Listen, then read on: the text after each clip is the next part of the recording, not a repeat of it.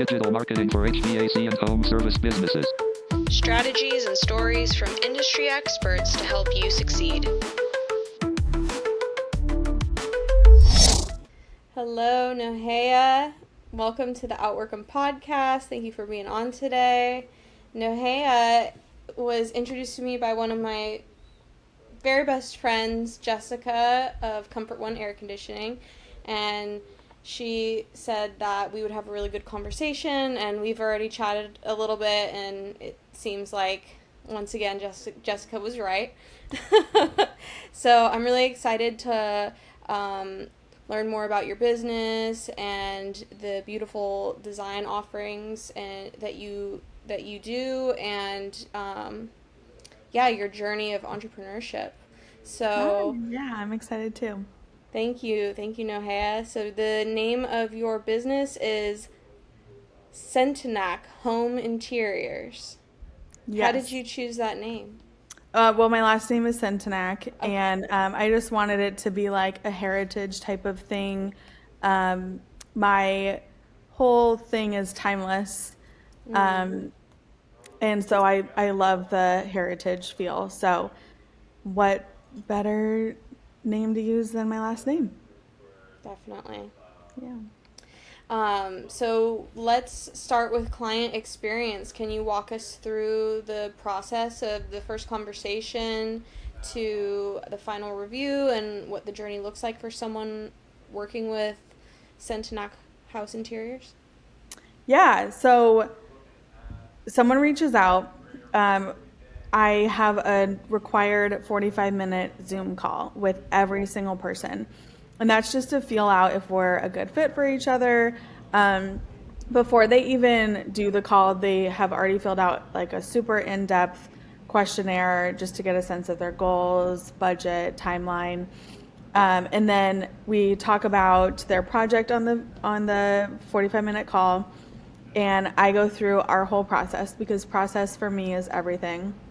And then if we feel like we're a good fit, I will send a fee proposal.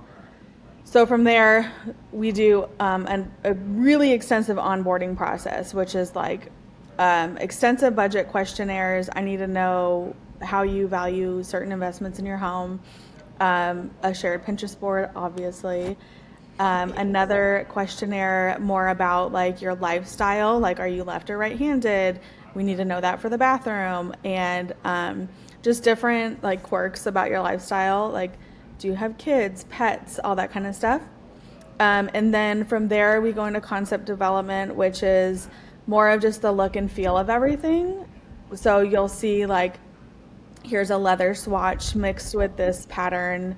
Do you like the vibe? And then we'll propose floor plans and elevations. And then once all of that is approved, then we go into the detailed design. So that's renderings, that's more of the selections that you'll see. Like we're getting closer and closer to the final selections. And then all the documentation for the contractor. And then we go into construction. And the approvals for all of the final materials, or if it's furnishing all of the furniture, and then ordering everything. And then after that's the final installation, which is the best part. I watched a little bit of the YouTube that you posted today of your walkthrough of one of the projects you did. So I'll put that in the show notes too if anyone wants to take a peek there, because it was looking extremely beautiful and very. Yeah, that was a good one. Yeah, I was like, ooh, yes, okay, I'm loving the vibe. I'm loving that kitchen.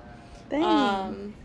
So, was that your favorite one, or do you have a favorite project that you have ever done, and like what made it special? What made it stand out to you? So it's a tie between that one and my parents' house that I grew up in. So that was actually really special because my mom she's always had a great eye for design, but she always kind of followed the trends. So everything was really Tuscan because that was the era of the Tuscan style. So she had grapes nailed to the wall and all that stuff. So we didn't modernize it. We still kept it timeless. And this was 8 years ago. And I would still design it exactly the same today. And just because it's like very timeless, and she has mentioned before this is the house she wants to die in. So I just wanted to make it so that she would never have to renovate again. But yes, this last project we did, where the video was posted today, that was my favorite current project. Just because it's the biggest one we've ever done. It was 3,000 square feet inside and then an acre lot. So we did all of the exterior too. Wow. Added 2 bathrooms, moved the kitchen, and everything we did in 6 months. Oh my, are you kidding me? No, it was, Wow. I almost got shingles from the stress, I swear. Yeah. But it was doable. And I mean, usually the design process for that big of a scope alone is close to 6 months. Yeah. And then plus construction is like another 6 months. So I just had to bang out the design within a couple weeks, which was crazy. And then we got going. Yeah, my mind is blown that you got all that done in 6 months. Yeah. It was crazy. Yeah. You mentioned to me when we had our conversation on the phone that you had other design experience before starting your own interior design firm. And what are some things that you wish that every homeowner knew before hiring a designer, and what are some red flags to look out for? Okay, so I think there's a misconception of what design or like designers really do. I think a lot of the times people think, oh, they're just picking out pretty things and making a room look cohesive. But there's a lot of technical knowledge that you need in terms of like software, renderings, all the documentation. And there's a lot of knowledge that you need in construction as well. And so in my past, we had done our own construction projects, and I had helped clients, like maybe 1 or 2 a year for the last 8 or 9 years, plus our own projects. So I had a lot of hands-on construction experience, learning the hard way and the expensive way. And so now I can help clients like save that money on those mistakes. So that's like a misconception and something I do wish they knew before hiring a designer. In terms of red flags, if a designer can't explain exactly what they're giving you, that's a red flag. If there's no process, if there's no contract, if they avoid talking about budget or are vague about budget and won't tie budget to an exact deliverable, that's a red flag. I do have an example from a recent experience. So I do free walkthroughs with realtors for second showings for their buyers who are just unsure about a space and know it needs renovation, but they just can't see the vision. So I do free walkthroughs. So I did a walkthrough, and it was great. The house was like amazing, so much character. And then the realtor had mentioned the next week or a few days later, they did a walkthrough with another designer, which is totally cool. Like, everyone has their own fit. And this designer, they just wanted to go with him because it was way more modern, and they just wanted a very ultra contemporary feel, which I do not do. I would pass that project along to someone else. So it was totally cool. But the agent was explaining to me like his process, and he came in, didn't really give any advice on what you can and can't do functionally and like construction wise. Didn't really give any numbers budget wise. Like, usually I'll give a range, like, okay, your kitchen cabinets are going to cost between $20,000 and $35,000 potentially, based on like the type of door style, and there's so many different factors. He couldn't give them any type of budget. He just promised he would stay under X number, which that number to me was crazy. And I'm a budgeter. Like, I will not frivolously spend my clients' money just because they have it. I will spend the money where it makes sense and save where it makes sense. So the number he gave was crazy. I knew that would not end up flying. Didn't measure the space, never sent a contract or a scope of work, and then just started on renderings. And he said, okay, I'm going to charge $7,000 for my fee. Started on renderings. They didn't hear from him for like a week, which is another red flag. If you're not hearing from the designer for that long, like, come on. And then after that week was like, oh, and then it's going to be another $7,500 for renderings. So like they never got a scope of work, never got a fee proposal, and I am just seeing red flags everywhere. And Oh my gosh. it's not because like I wanted this project, like sure it would have been really great, but I know these people have never used a designer before and don't know what red flags to look for, and you can easily get taken advantage of if you don't have a detailed scope of work. Definitely. Maybe you should make one like a little PDF for people on your website to like a checklist or a red flag list, red flag, green flag type scenario. Because I know I've never used a designer before, and like I'm familiar in construction just because of our work, but that's a totally different level to it, and I wouldn't know probably most of those questions either. But from doing business, I would be like sus about no scope of work, no contract. Right? I would, and then like not breaking down the budget. Like those are three basic basic things. Pretty basic, but I mean, when someone's excited about working with a specific designer because they love their style, they might overlook those things. But what happens is during the process down the line, things get super messy and it gets stressful. And sure, you like this person's style, but are they a good person to work with in a stressful situation? Because construction is very stressful. Oh, yeah. Yeah. You definitely see people's true colors. Yeah. in that realm. Yes.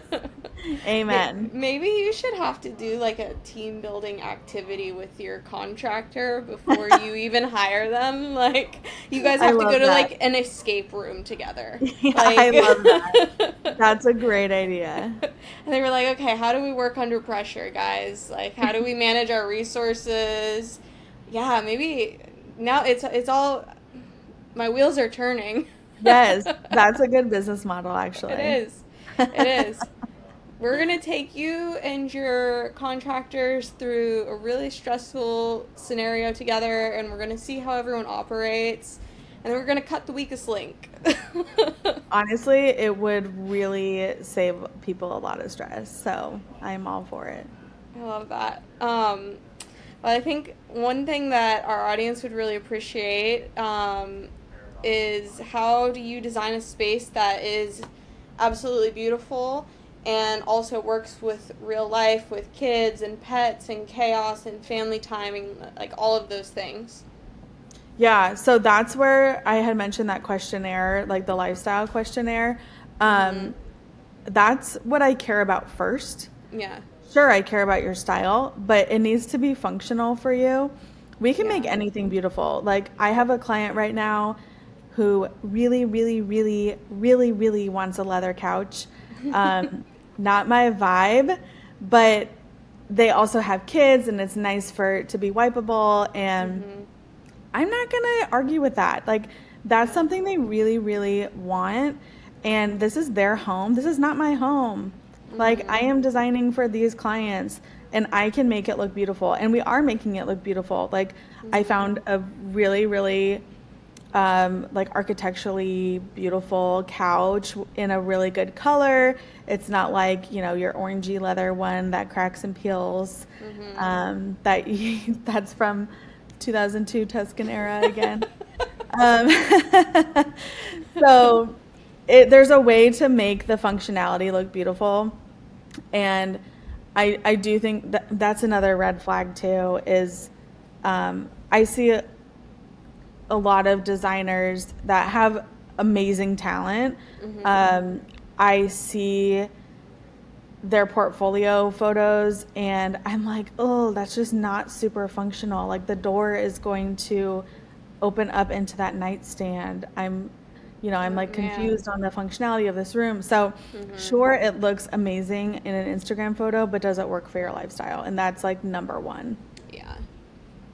And it's so important for like the feeling of a home to actually feel good inside the home, because, and I know that you have, you're in the Airbnb business as well, and from someone, I've gone to a lot of different Airbnbs, and like I can tell the ones who used a designer and the ones who didn't pretty quickly without even being in the industry, because it feels so elevated in there.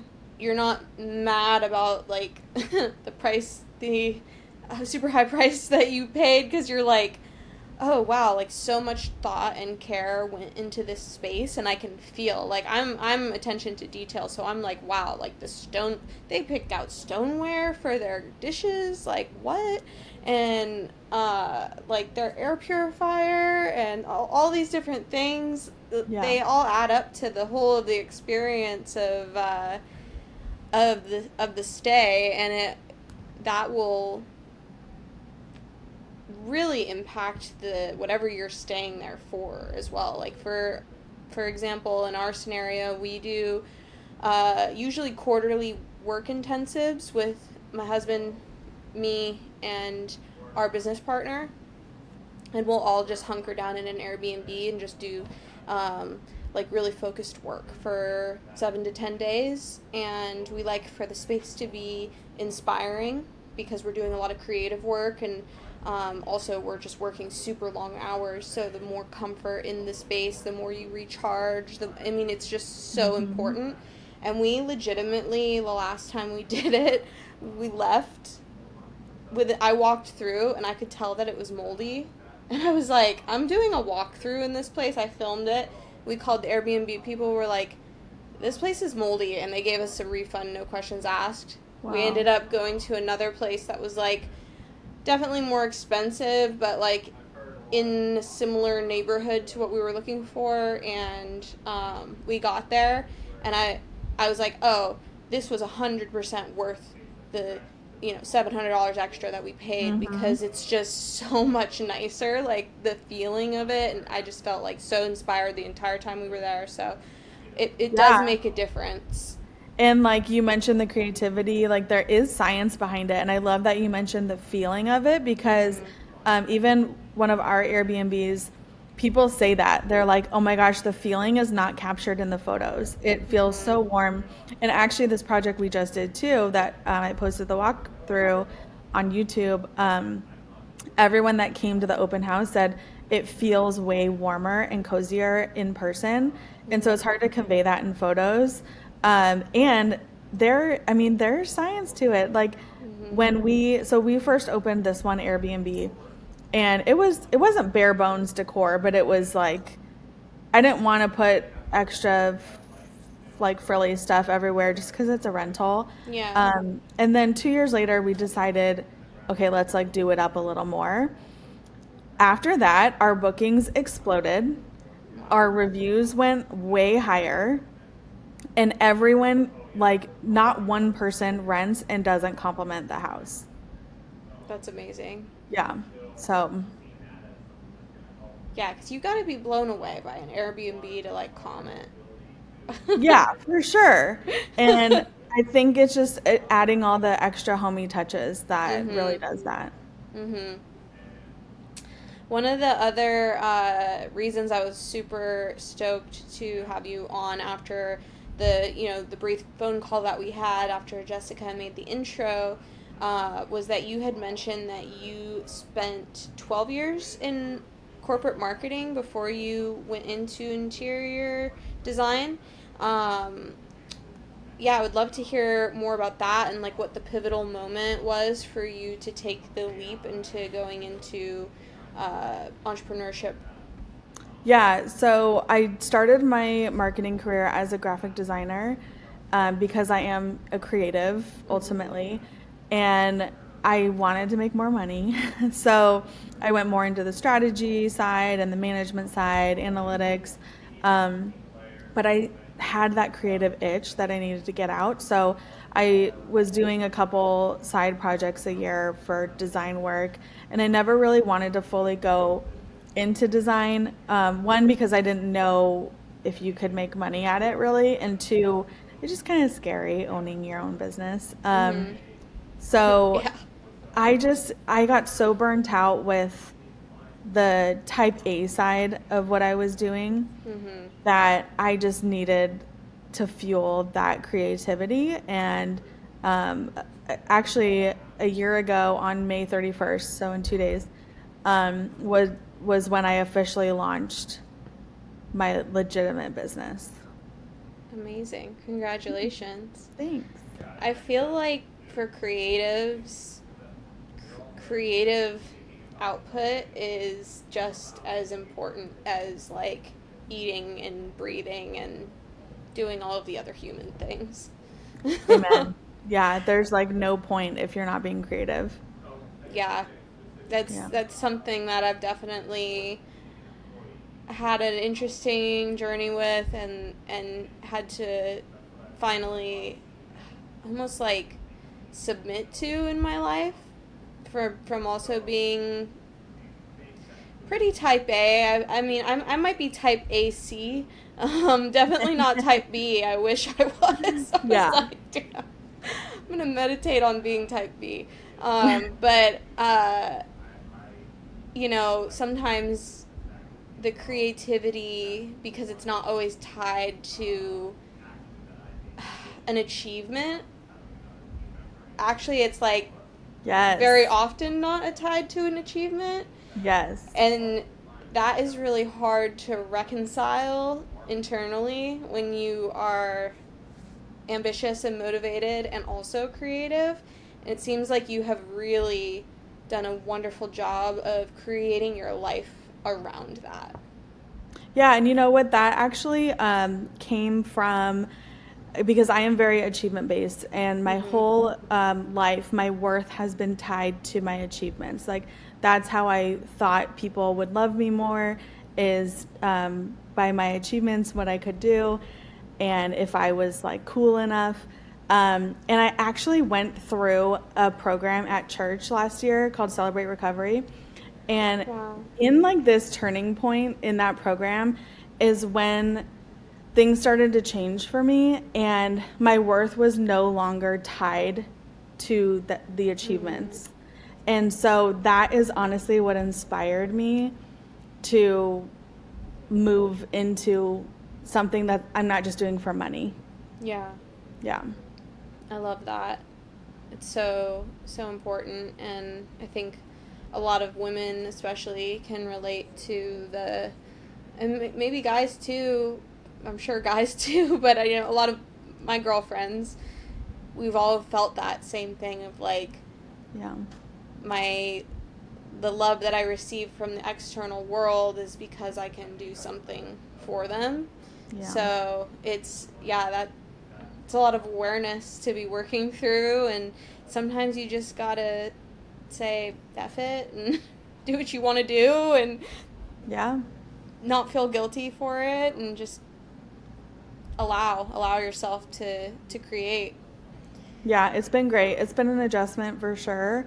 I mean, I took a pay cut, but it's been amazing. Like, I wouldn't have it any other way.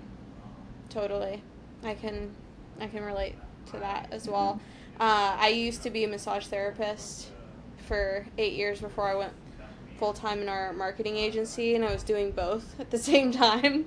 So like for a lot of years, developing marketing skills while I was still doing the massage therapy, and just like serving constantly. And when I finally decided, okay, this is part of my healing path for myself is to let go of this identity and like move into something where I'm actually using my creativity, which felt suffocated in like my creative life. Like I felt like I had no creative outlet because I was so burnt out at the end of the day and couldn't like pour into anything else.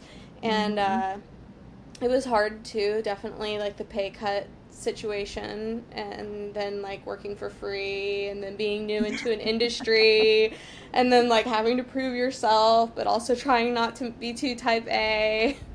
Yeah, but if not lot. now, then when? It Right, was my, totally. you know. Yeah. Yeah. And that's part of entrepreneurship. Like, you have to go through the crappy part. Like, it's part of it. That's why not everyone does it. It's because it's really way harder than you think it's going to be. And it's so rewarding. And it's also so difficult. Draining, anxiety. Oh, yeah. Yeah. Yeah.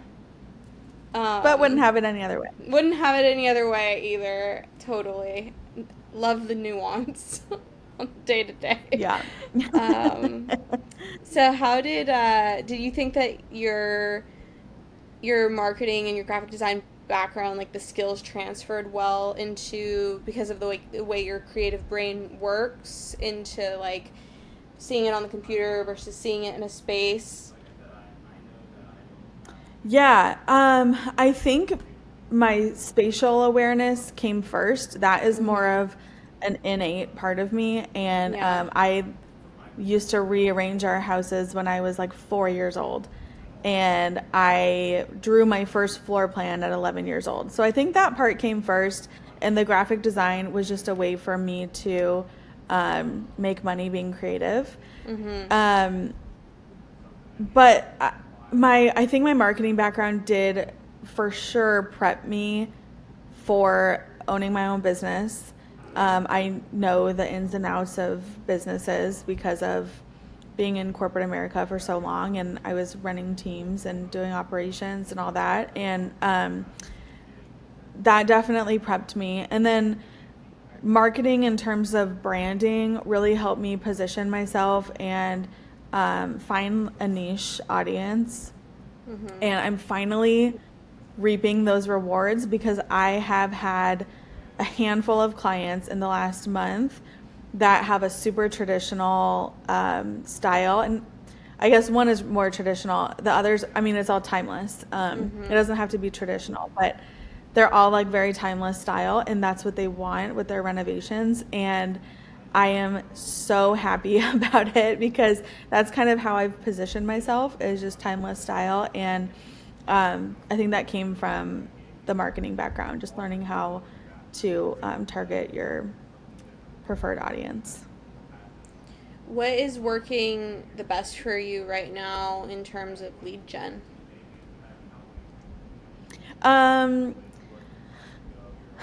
About half of it is referral. So I work with a lot of realtors, and when people buy their house, they either have renovation ideas or need to furnish it.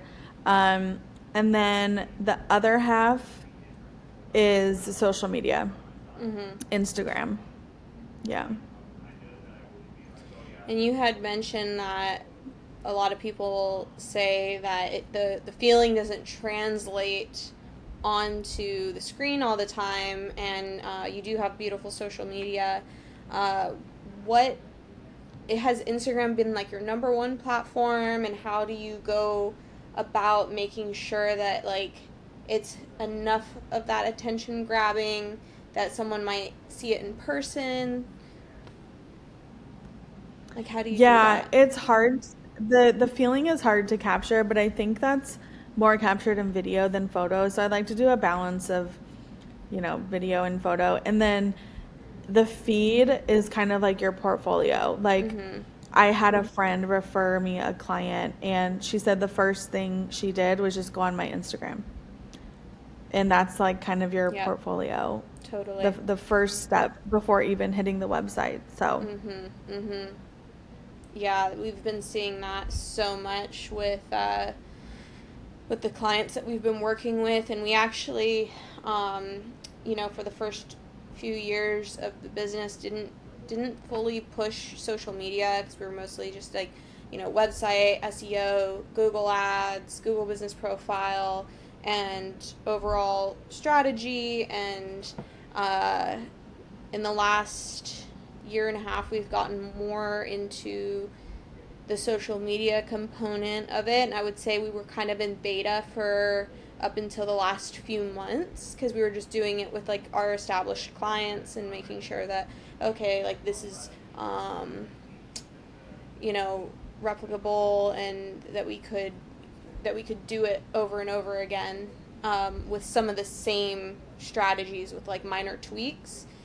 And yeah, the search behavior for people, they just want to look at your Instagram a lot of the time. And the website is important as well, especially with AI right now.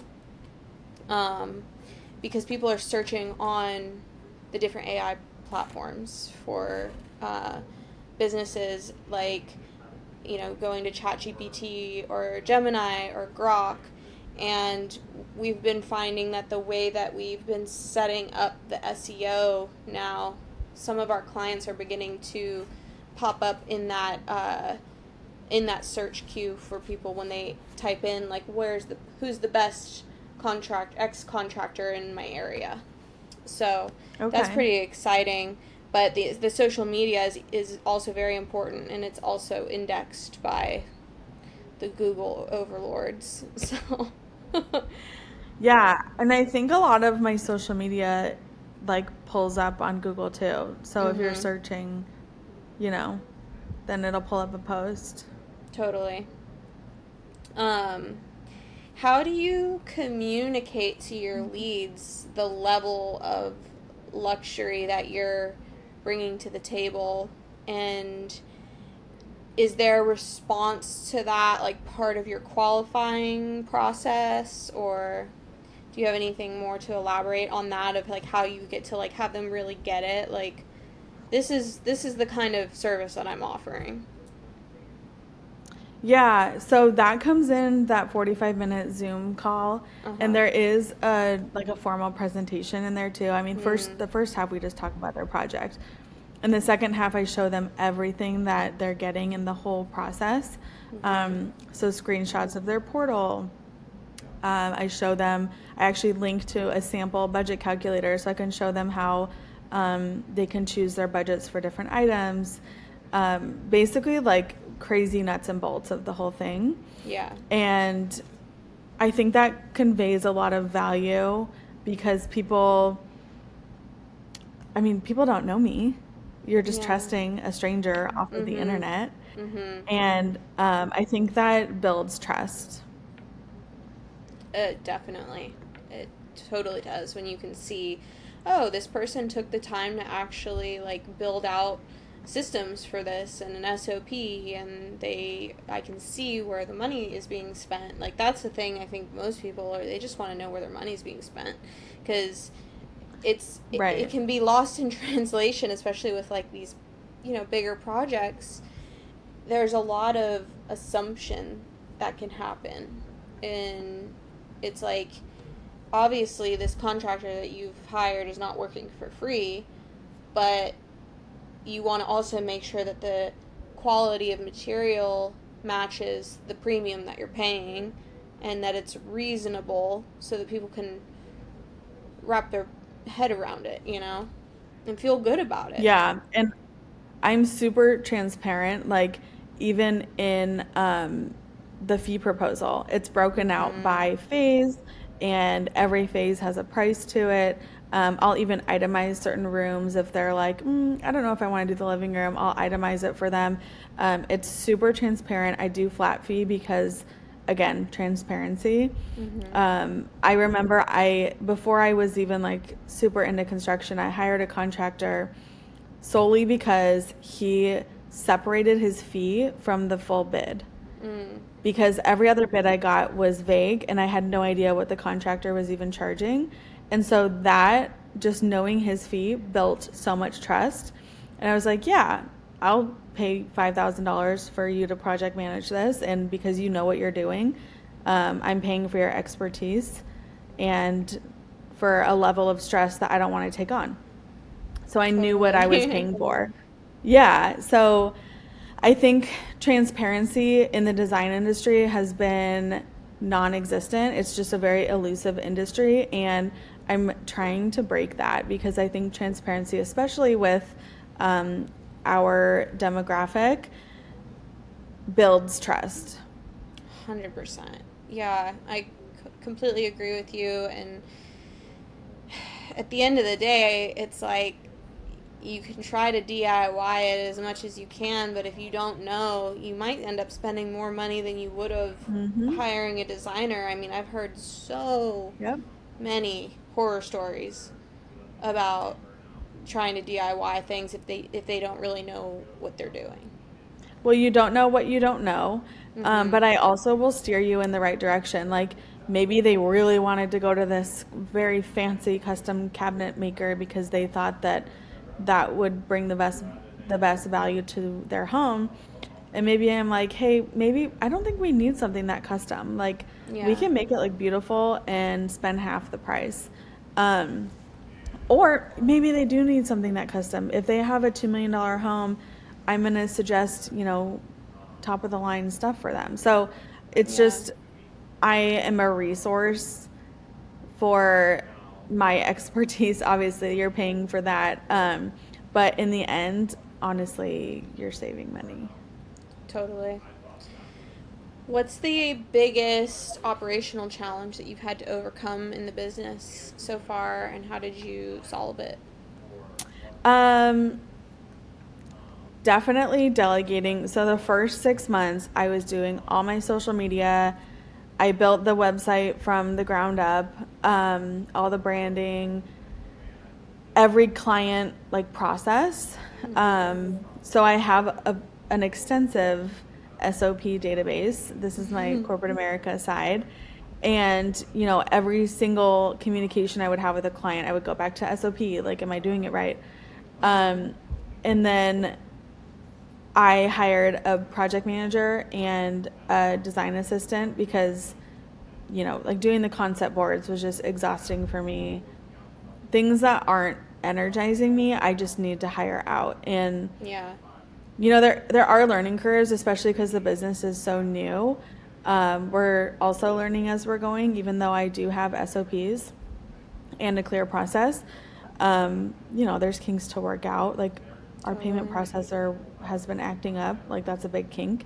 But trusting people and their competence has been the biggest operational challenge. But I hired competent people, and I just have to trust that they know what they're doing.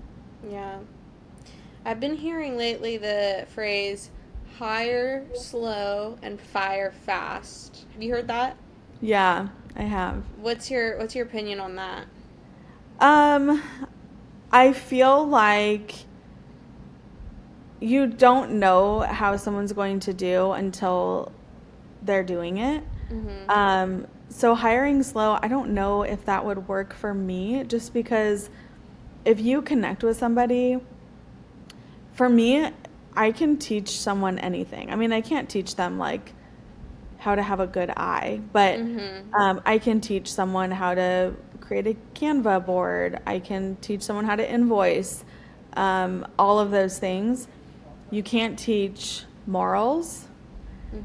And you can't teach general competence. And personality. I'm working with you all day, every day. I need to like you. Totally. So if you click with somebody and you feel like they have the potential to work long term, that's how I went into things. I love that. Yeah, hiring, you can't, how you said, you can't teach someone morals.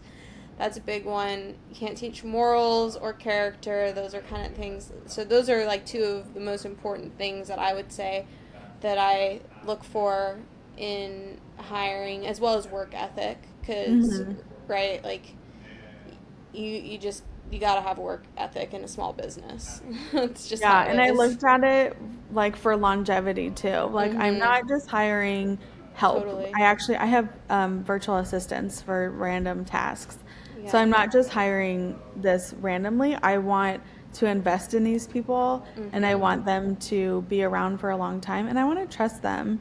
I want to 100%. be able to, give them my bank account number to Yep. check on numbers and be able to trust them that, everything, all the money isn't going to come out of it that day. Yeah. Yeah. So, yeah.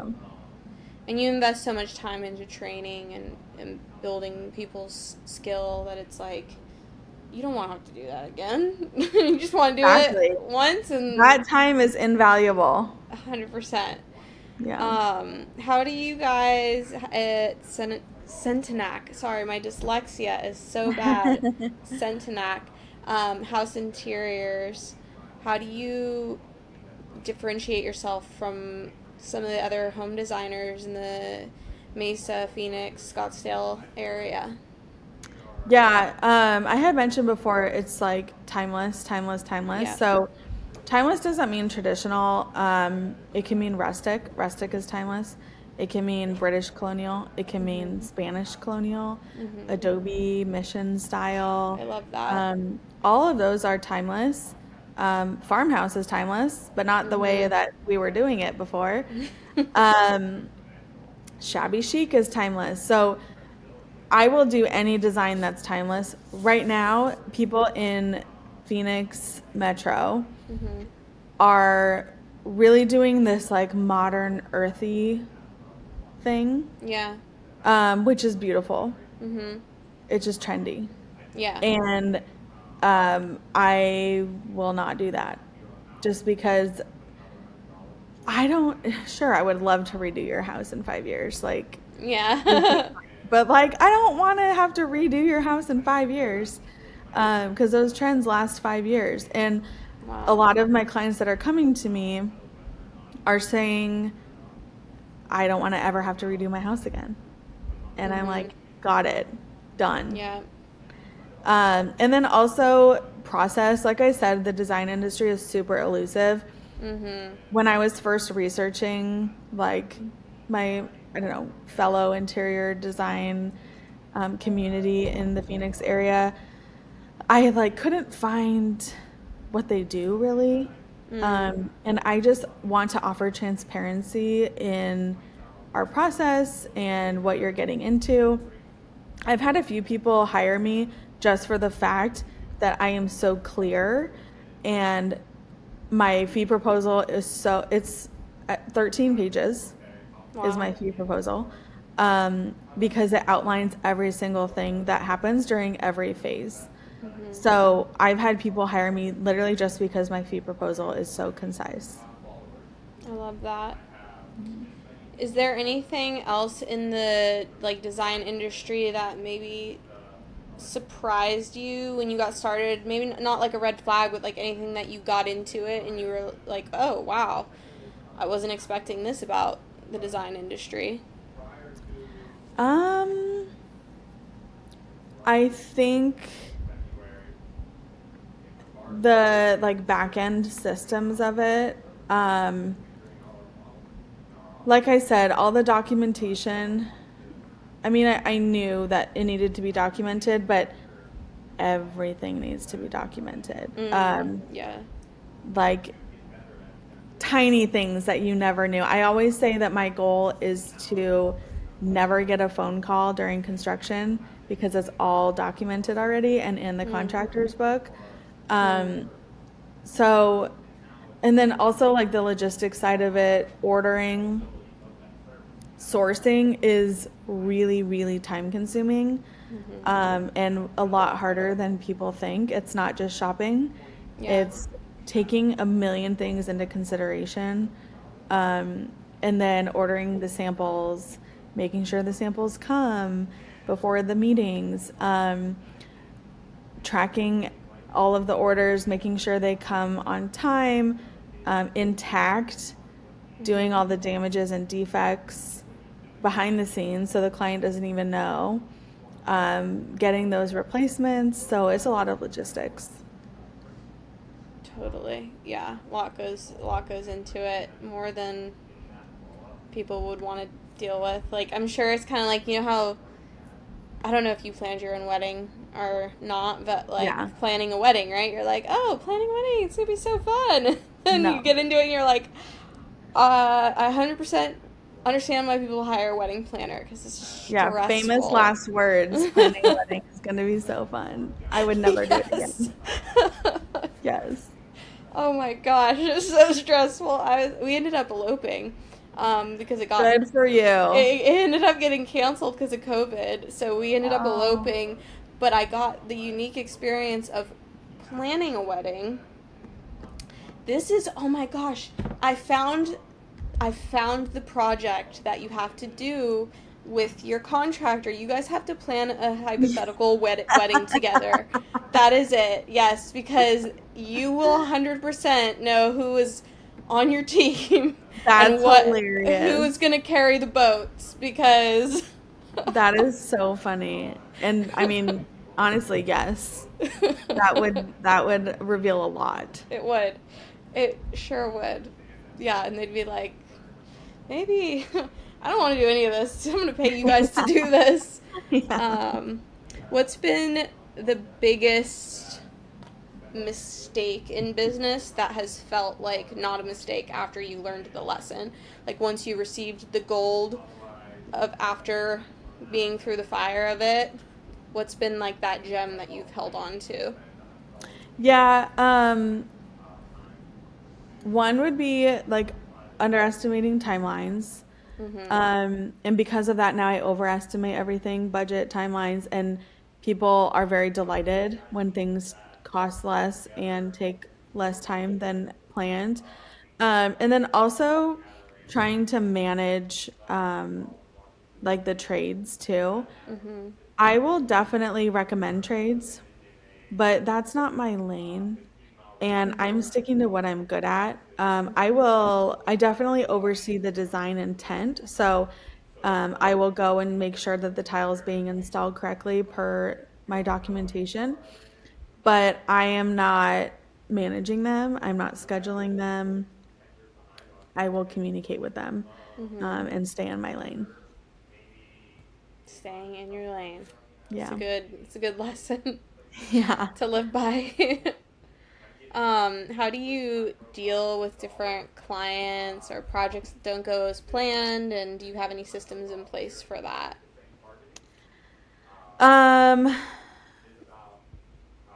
Projects that don't go as planned. Nothing has ever. I guess the only thing that hasn't gone as planned is getting stuck in the process. Like maybe clients don't want to continue, like their situation changed, or construction is taking longer than they thought, or they can't get the right contractor, and don't want our help with finding any. So they get stuck in the process, and we have yet to find a solution for that besides just, frequent communication and just keeping in touch, and obviously grace throughout the whole thing. Like, everyone's situation changes, and we aren't entitled to see the whole process through. And we get paid by phase too. So Okay. if the project ends next year, then it ends next year. And there's nothing we can do. Obviously, we would love to finish a project because that's like the reward. Totally. But yeah, we haven't had any huge hiccups. We have a crazy extensive onboarding process, like I mentioned. Everything is very clear in the contract and the fee proposal. It's super extensive. So, and in our kickoff meeting too, we review it again. And then after every phase, we review the next phase again. And we communicate frequently. So we haven't really had any crazy hiccups yet. That's great. Yeah. Are you guys usually, do you have seasonal fluctuations? Because a lot of home service industry businesses do. And then how do you manage your cash flow and scheduling throughout the year? Yeah. So this last year I noticed I got a lot of inquiries right after summer because everyone was traveling for summer, and then a lot in January. Like I probably got 8 inquiries in January alone, um, which was a lot for me. So um, that also made me realize that I don't need to work every single month and I don't need to like keep taking on clients. So I decided I won't take on anyone new in June and July or December, just for my work-life balance. Like I will keep continuing with the clients I already have, but just no taking on anyone new. I need to plan for travel too and plan Totally. to be with family. So 100%. yeah. Where do you see Sentenac House Interiors in 5 years? And since you've already specialized, but are you, envisioning taking on different types of projects, any commercial or? Um, I do want to thoughtfully expand the team. Right now, my assistants are part-time, so maybe either full-time or finding someone full-time. Um, Definitely like team focused. Also, I would love to do maybe like a spec house or a full home renovation. And vacation and investment homes are, I'm passionate about them because I do a lot of investment properties with my husband too. And I have my real estate license for that reason. I'll only help people with investment properties because that's like my passion. So I would love to do stuff like that. Um, Potentially like a product line or a licensing deal with a brand. I would love to do that. But in terms of growth, I I don't want ever want to get to a point where it's not personal to the clients. I want to be able to be involved in every meeting. I want to be the one designing the space. I don't ever want my personal touch to go away from the business. Totally.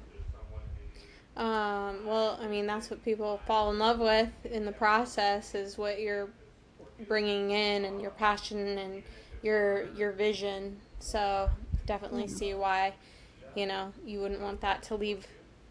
It's like you're like the soul of the business, right? Yeah, and I'm like a little bit controlling, so Yeah. um and like the quality standards too. Like the second you relinquish that to someone less experienced is when the quality slides. Yeah. So, especially with documentation with renovations, if someone doesn't have like the 10 years of renovation experience like I do, they're not going to know all of that stuff. If you were mentoring someone who wanted to start their own design business today, what are the top 3 pieces of advice that you would give them? I would say like the first thing would be figuring out your whole process from beginning to end, and how you want to work, how you want to charge people, because everything else falls into place after that. You can't explain what a client is going to get if you don't know what you're giving them. So get clear on that first.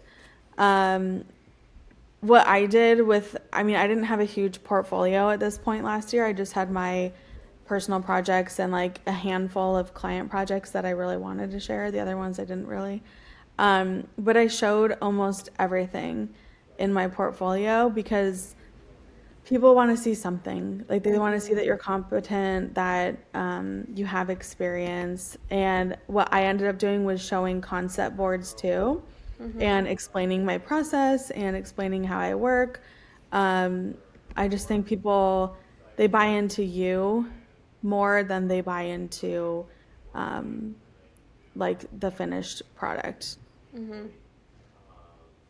And then number 3 would be definitely the client experience. I have like welcome boxes. I make sure that I have different touch points throughout the process where I'm communicating specific things, checking in on everything. We have a weekly project management meeting on Mondays just to make sure like where everything is, who has the ball on which item, so that nothing falls through the cracks. Yeah.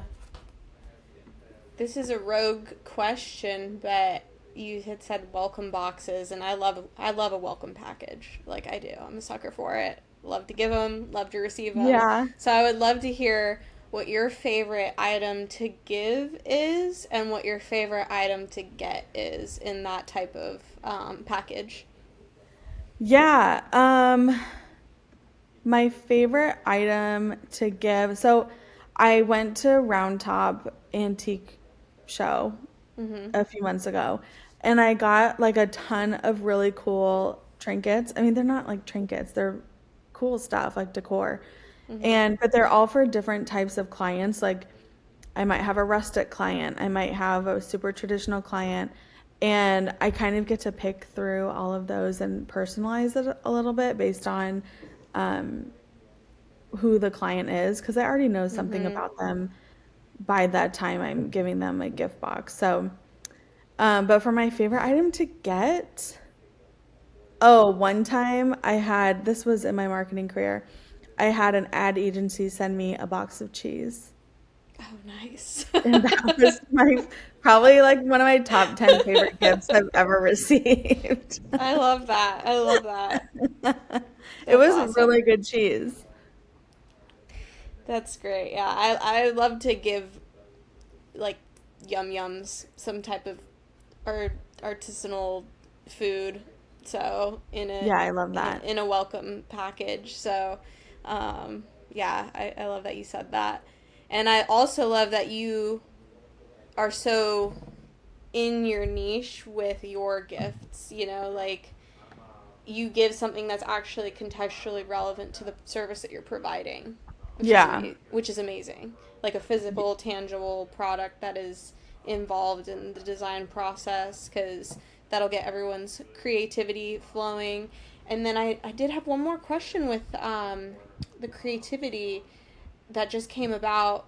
Like, do you ever have issues with conflicting creativity? Like maybe you're working with a creative client and then the visions, like your creative eye is just different, and how do you like bring that together and alchemize that? So,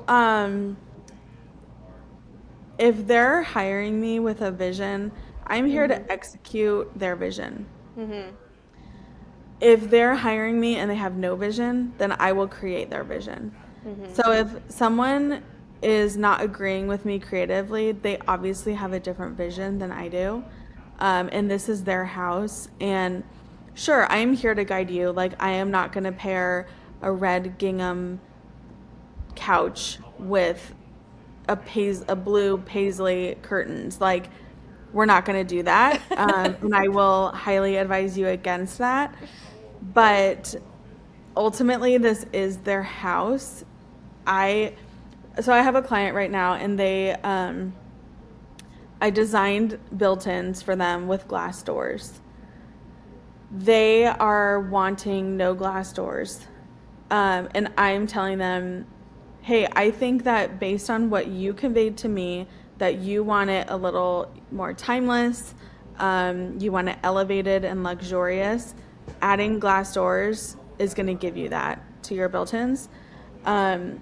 If you, and you had mentioned that you do not want anything trendy. So without the glass doors, there are going to be like floating shelves, and floating shelves are pretty trendy. It's still going to look beautiful either way, and I fully support whatever decision you make, but I prefer the glass doors. And so that's kind of the conversations that we have. And ultimately they choose what they want to choose using my direction.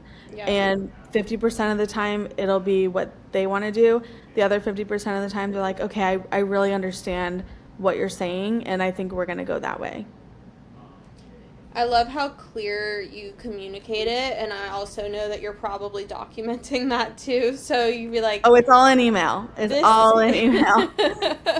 This is what I had advised for. And if you want to, you can choose to go with it, or you can choose to not go with it. But this is my opinion, and Yeah. this is what you're paying me for. So, Right. yeah, I love that. How would someone go about hiring you or finding you to potentially work together? Yeah, just my website, sentenachouse.com. And then, like I mentioned at the beginning, you start with a 45-minute Zoom call. I need that time investment to be able to know if we're a good fit for each other. And then that's how I can send you an accurate fee proposal. Yeah, that's awesome. And yeah, the 45 minutes will be very, very well spent.